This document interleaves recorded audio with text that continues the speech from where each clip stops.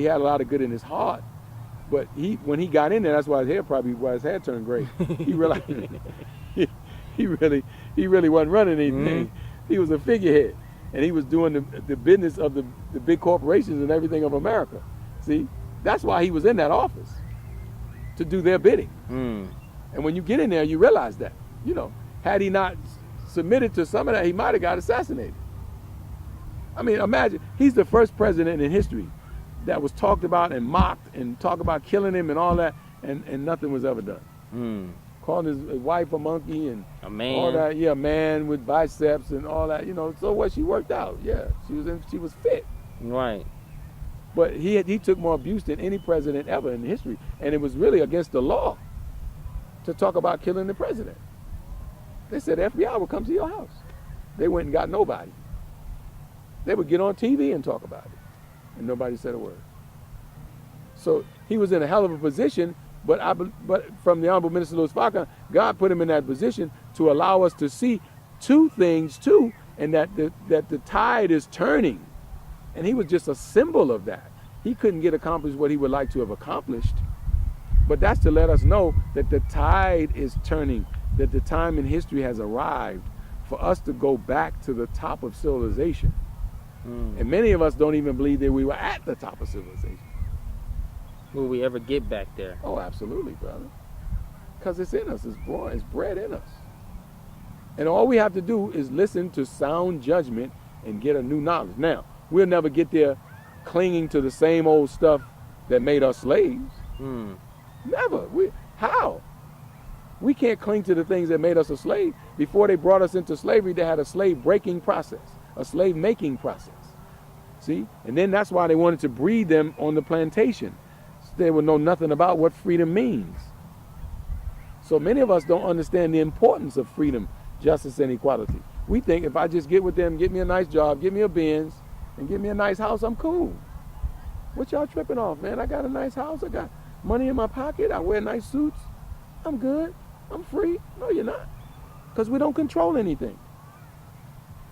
Name something we control in America. Nothing. They're even now trying to put in the history books that we weren't even slaves. That we were just workers. As they call it, what did Dr. Ben Carson say? Involuntary immigrants or something like that. Yeah, involuntary immigrant. Yeah. What kind of foolishness is that? I mean, come on, man. They're trying to take the sting out of it. See? Why? Because people are waking up, and they always look down the road. Now look at this. Black people are waking up. Black Lives Matter, right? The nation is growing, even though they don't publicize it. Okay? But now, if we keep this mindset going, if we allow it to continue to go, right, they're going to rise up. So now what we have to do for the young ones, we have to teach them in such a way that they'll grow up in opposition to the ones that are talking about slavery. What are y'all talking about? We were just involuntary workers.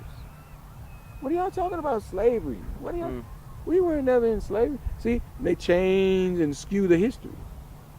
So then they'll get within us a battle raging with the old and the young. Now the young want to debate us that none of that really happened. And we tell them, yes, it did.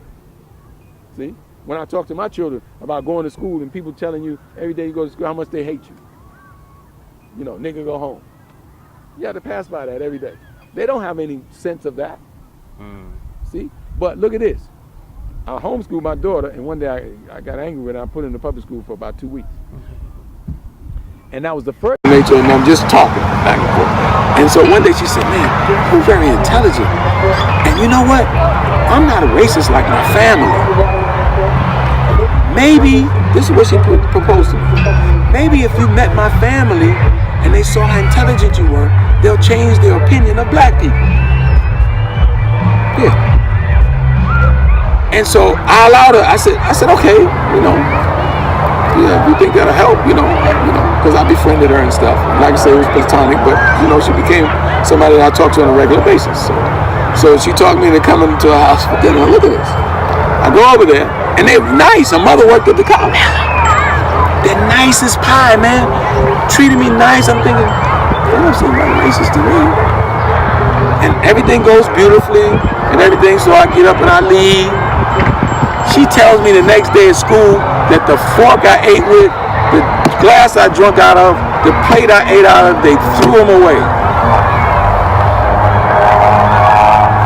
And told her, if you ever bring this nigga back to our house, we'll disown you.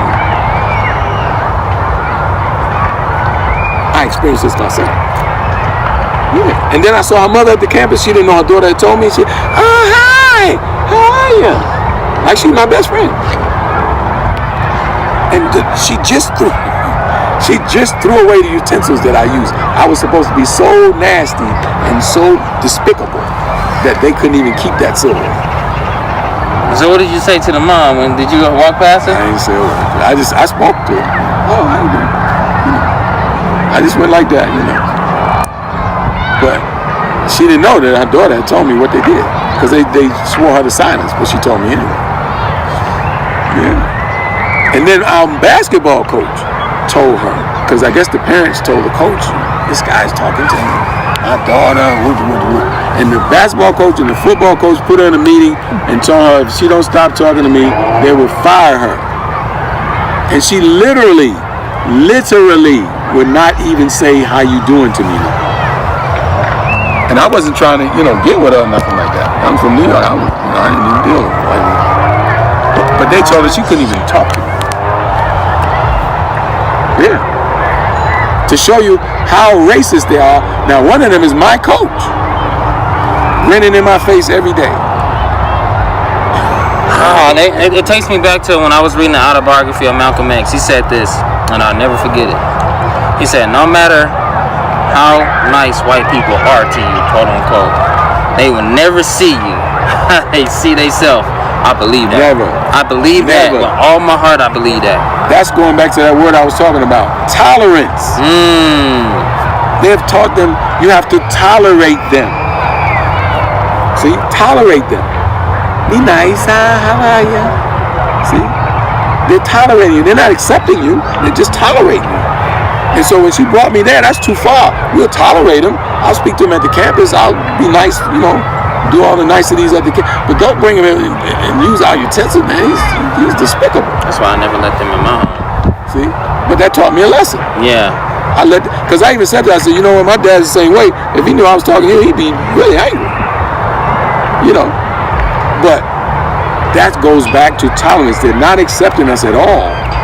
They're just abiding by the law. And Trump now, allowed Trump to get into office to peel back that onion of civility, where we can see what the underlying thing really is, what it's always been, while they was going like this.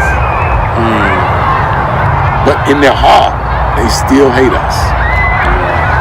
Wow. Well, man, I appreciate you for coming on the show, man. This is a very educational topic and an educational experience. All praise to Allah. This ain't the last time you're gonna be here. Oh, brother, I feel honored. Really, I want to say this before. I'm honored that you even think of me in terms of saying something positive that will help our community and help, uplift our intelligence and our thinking process. So for me, it's an honor, and I give all the praise to Allah. Thank you, sir. Appreciate it. Thank you, brother. Yes, all sir. right, ladies and gentlemen, thank you for watching another episode of DeAndre McGee International. I am DeAndre McGee. Please subscribe to the channel. We got more videos. We got more interviews. We got more interesting topics to talk about. And remember, be unapologetically you at all times. That's right. God bless. Accept your own and be yourself. That's it. That's it. All right, dear brother. Yes, sir. Thank you. I'm going to go edit everything. Yes, Shine brighter, Bonita, mommy, me, the line sniffer. Never poetic rhyme writer, chiefer. Ebony empress getter. Celebrity apprentice, a devil show. Big up to Africa, Mexico. Hennessy, margarita, venison eater. So dear, spread them here. Don't be acting innocent either. Don't me, relax me. It's only to the nasty. I'm just a phony assassin. A lot of niggas owe me, I'ma tax them. A lot of sisters hold me to something holy and Catholic.